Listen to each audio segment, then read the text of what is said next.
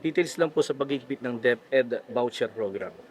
Papaano ang gagawing, validation sa mga dokumento na isusumite sa mga eskuwelahan at mga estudyante? Well, dati prepaid yan binabayaran. Ngayon, kapapakita na nag-enroll talaga yung bata bago babayaran. So, postpaid na ngayon yung mga vouchers. At saka talagang sinikipan na po natin yung security measures dito. Hindi basta-basta makaklaim ng refund dito ang mga eskwelahan.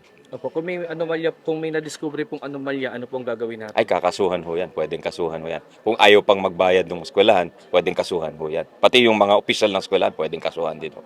Pero yung ano pong klaseng paghigpit ang gagawin natin, sir? Ay yung sa information po kasi may mga numero silang nagagamit parang may insider sila dati sa DepEd na nakukuha nila yung impormasyon, nagagamit nila yung impormasyon ng isang bata para ipakita na kunwari meron naka-enroll na eskwelahan sa kanilang mga eskwelahan pero wala talagang nag-enroll na bata doon.